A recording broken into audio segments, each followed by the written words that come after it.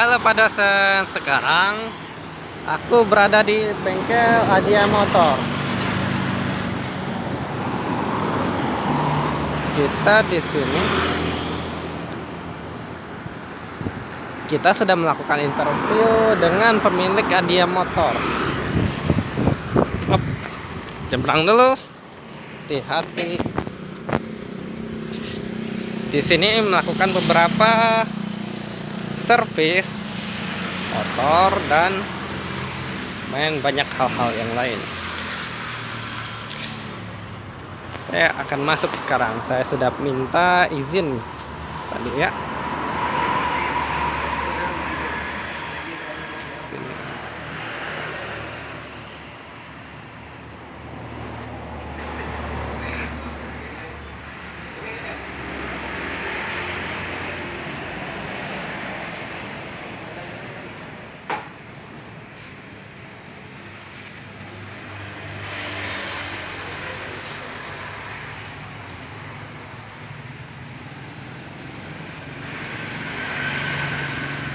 Oke.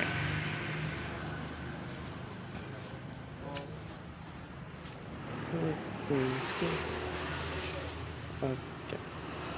Ini ada beberapa.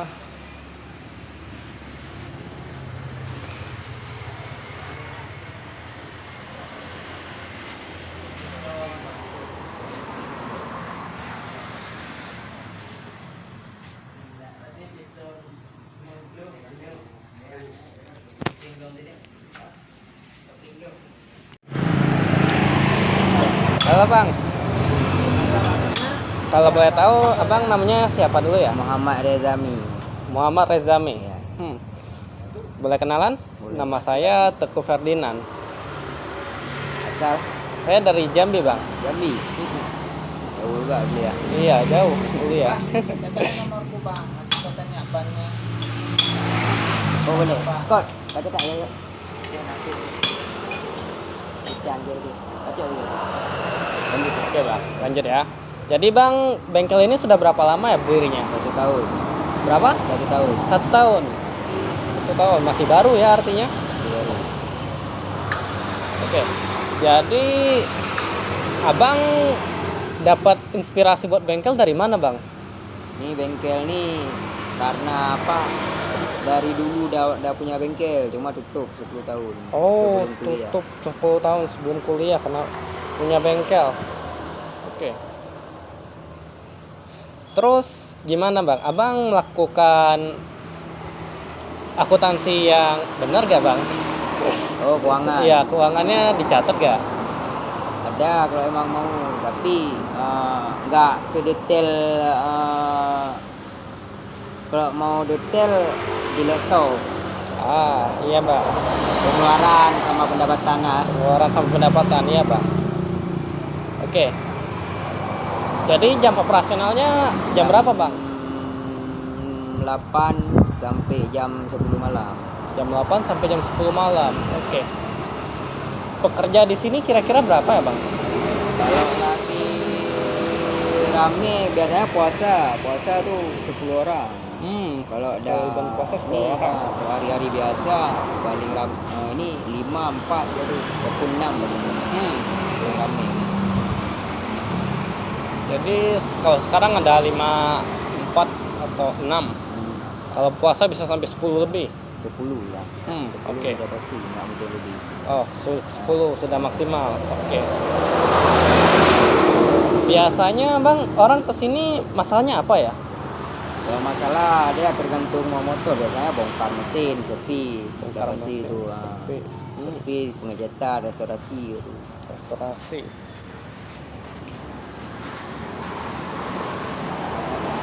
Jadi di sini lebih fokus ke jualan spare part atau Ke servis? servis bongkar mesin. Kalau spare part, glosir juga ada juga, tapi nggak terlalu ini karena toko kan belum stok barangnya belum terlalu banyak ada. Stok barang nggak banyak buat. Tapi kalau barang ada di gudang, cuma di gudang. Iya, Bang. Kalau belanja spare part biasanya beli di mana, Bang? Apakah ada supply online, khusus? supply dari online ada juga, ada dari Medan. Oh. Medan ada juga, ya Jakarta. Kalau barang-barang luar tergantung situasi, kok sekarang nggak bisa. Sekarang nggak bisa gara-gara. Ya, kejadian. Oh iya, parah banget ya, banjir juga ya. Jadi spare partnya ada yang dari Jakarta beli online, ada yang dari Medan. Cengkareng tuh banyak juga. Di Cengkareng. Cengkareng, orang spare part motor itu Cengkareng. Oke. Oke, Bang. Abang cara menentukan harganya gimana ya? Apakah ngikutin harga bengkel resmi atau sengaja dibikin Kami lebih di murah? bawah resmi kok sekarang gini mainnya. Karena yang kerja sini otomatis belum kawin semua. Oh. Jadi banting harga. Oh iya, banting harga ya karena belum kawin semua. Oke. Jadi pembukuan tertulis abang itu ada ya di laptop? Ada, cuma kalau harian ada juga, cuma masih di buku. Cuma kalau emang mau ini tanya aja, karena dia per hari nggak tahu berapa, per bulan berapa, tapi iya, nggak iya. pasti juga. Jadi abang catatannya mungkin per bulan ya? Per bulan kalau emang ini Per bulan atau seminggu? kapan sempat, Oh, kalau nggak rame. oke. Jadi kayak gitu ya. Oke. Jadi bang untuk gaji karyawannya berapa ya? Gimana? Oh, itu kalau gaji karyawannya tergantung dari motor. Misalkan nih karyawannya misal ada buat 10 motor, dalam 10 motor tuh apa-apa aja, misalnya kalau servis biasanya berapa, 60 ribu biasanya, ataupun buat lain, karena dia setiap motor tuh beda-beda. Kalau gaji pokok tuh nggak ada gini. Oh, gaji pokok nggak ada. Ah, Jadi sistemnya itu beda Bagi sama hasil. orang dealer. Kalau orang dealer udah pasti dah ada orang ini dah ada gaji pokoknya berapa. Bonusnya tergantung ininya juga. jadi sistemnya bagi hasil ya di sini. Ah, Oke. Bang, di daerah sini kan banyak bengkel lain. Menurut abang, kenapa pelanggan lebih milih ke sini daripada bengkel sebelah? sebetulnya sama. Tapi kalau di Banda nih orang mana yang kenal ke situ dia bawa. Oh, jadi mana yang kenal bakal situ orang Itu bawa. bukan di Banda aja, mungkin di luar. Ini sama aja. Mana orang yang lebih kenal ke situ. Oh Apalagi iya. bengkel-bengkel yang udah ada nama. Bang, pelanggan di sini kebanyakan siapa? Tetangga sekitar atau orang lewat? Tetangga sekitar, kalau tetangga sekitar kita bilang 35% lah. 35% tetangga sekitar. 35%, kalau kawan tuh 50%, motor dinasnya 15% lah kita bilang. 50%. Oh, Motor oke. dinas 30%. Abang ada cara promosi khusus gak? Pasang Kalau spanduk lewat WA? Promosi nggak ada lagi sekarang, karena ada pilot.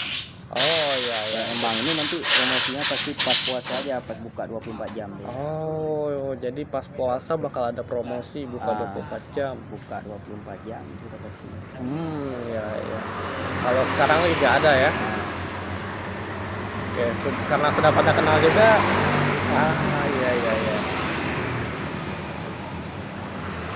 Tantangan paling berat yang di bengkel abang apa bang?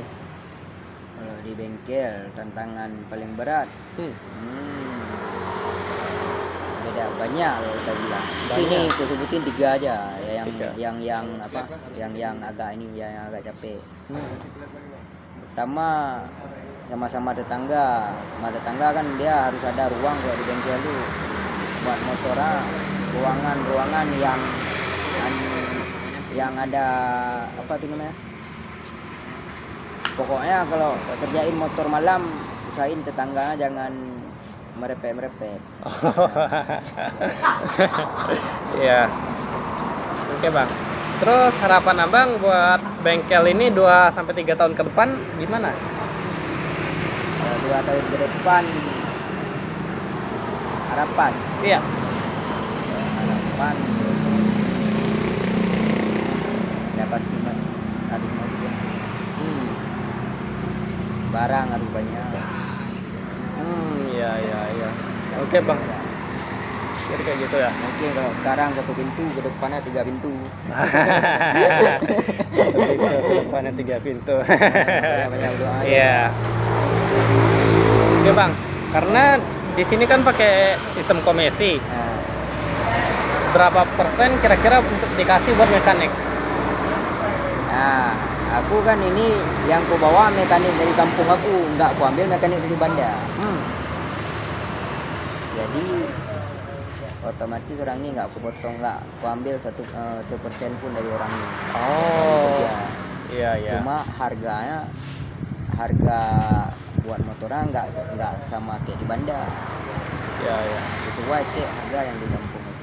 Oke oke.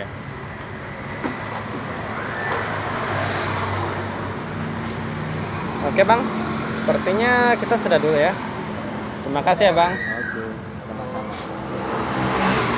Oke, saya berhenti.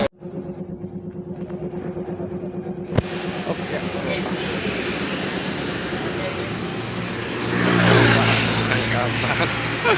Oh, kapan?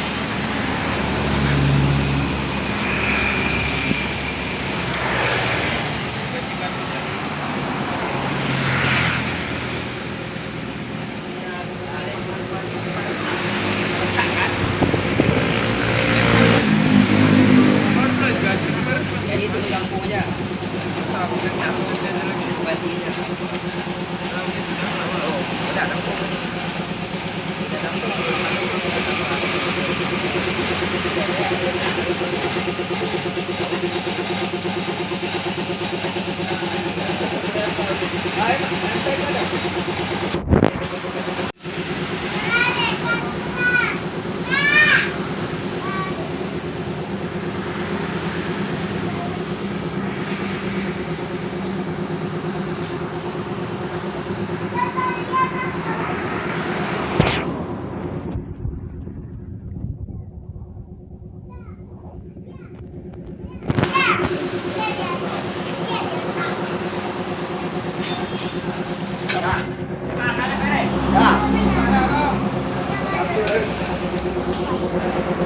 Bang, bang, saya rekam ya.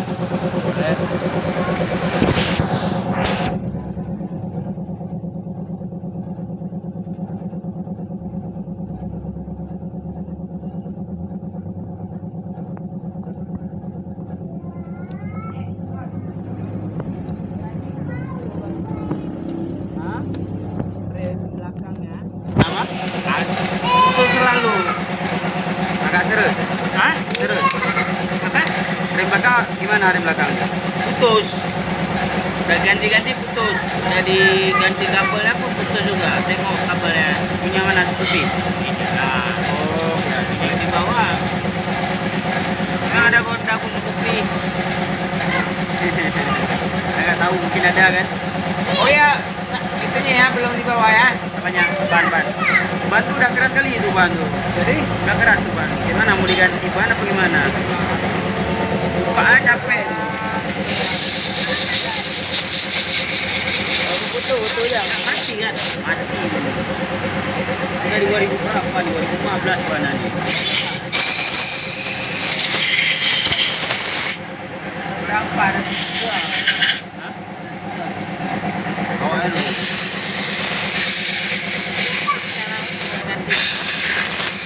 Kenapa nggak tahu dia? Kasih bikin tanda dia aja. Yang mau model ban. Mau ban donat. Hah? Sobun dia. Oh iya. Sobun tuh kalau nggak salah FDR.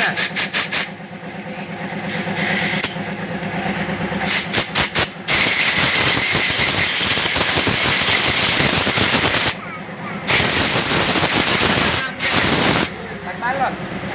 Kalau mau tidur ya. Ban balon kalau mau boleh ada. Ada. Siapa? Kayak bentuk punya bini lah saya bilang. Oke. Bisa dengar? Jadi yang aku pelajari dari situ adalah gimana cara bisnis itu bekerja di Indonesia. Kebanyakan bekerjanya pakai komisi. Kenapa? Indonesia itu gak punya perusahaan yang besar-besar, gak punya banyak lah. Yang menyerap tenaga kerjanya kebanyakan bisnis kecil dan menengah. Mereka itu gak kuat. Mereka gak kuat buat ngebayar gaji utama, gaji pokok. Jadi dilakukanlah sistem komisi agar yang punya usahanya punya profit dan pekerjanya tetap dapat untung. Dan yang aku pelajarin lagi, temen itu penting. Orang-orang ke bengkel karena mereka kenal sama yang punya bengkel. Atau mereka kenal siapa yang memperbaiki barang mereka. Ada 50%. 50% orang datang ke bengkel yang mereka kenal. 35% sekitar orang-orang sekitar kampung. 15% baru pekerja dari pemerintah.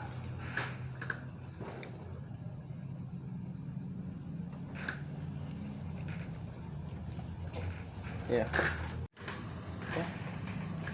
Terus yang aku pelajari lagi adalah bisnis itu 5-5-nya semuanya mereka itu mekanik. Gak ada yang bekerja di akuntansi aja, gak ada yang pemiliknya bukan pekerja biasa, dia juga menyelesaikan akuntansi, pencatatan, hampir semua lah. Jadi kemungkinan bisnis-bisnis lain di Indonesia, mereka itu gak ada spesialisasi. Apakah itu buruk? Bukan saya yang bisa menjawabnya sayangnya. Tapi itu yang memang terjadi di Indonesia. Karena itu kos produksi mereka bisa dikurangin. Upah dari karyawan mereka juga bisa lebih murah lah. Harga-harganya lebih kompetitif daripada yang lainnya.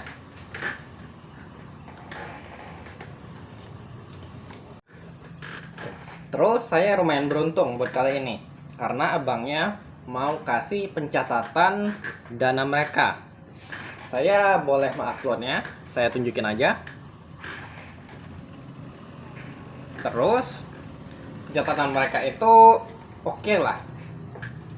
Enggak sebagus perusahaan besar, tapi bisa lah diterima.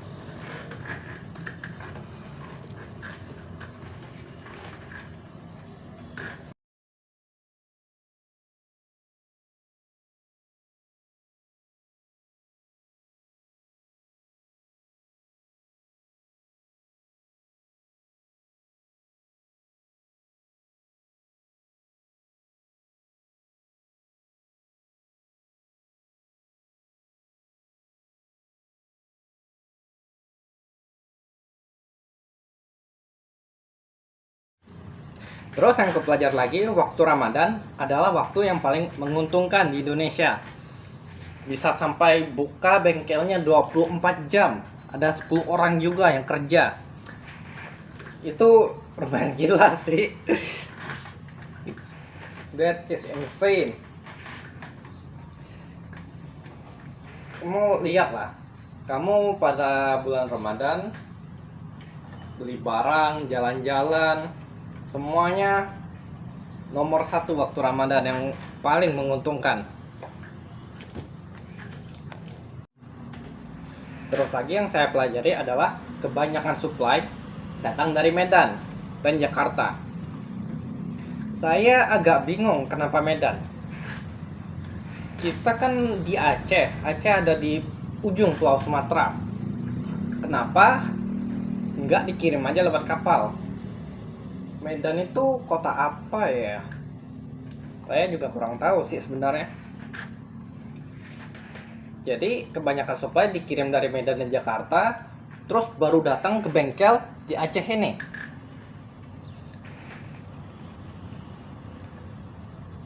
Kenapa ya gitu? kalau kita langsung kirim aja kapal dari Jakarta ke Aceh, kosnya bakal lebih kurang. Kita kan juga kita kan provinsi yang punya banyak hasil laut. Hasil laut itu artinya dermaga. Dermaga itu kita bisa buat unload and reload barang buat langsung dikirim aja. Kalau mungkin barangnya dikirim ke Sumatera, mungkin kita bisa pakai truk. Tapi ya, itu aja yang saya tahu. Oke, yang saya pelajari juga dari catatan yang saya lihat, bisnis itu nggak stabil. Mereka bisa untungnya besar banget satu hari, mereka bisa rendah, bisa cuma cukup buat makan hari ini. Makanya dari itu mereka nggak punya gaji tetap, gaji pokok. Itu saja dari saya. Wassalamualaikum warahmatullahi wabarakatuh. Terima kasih Pak dosen.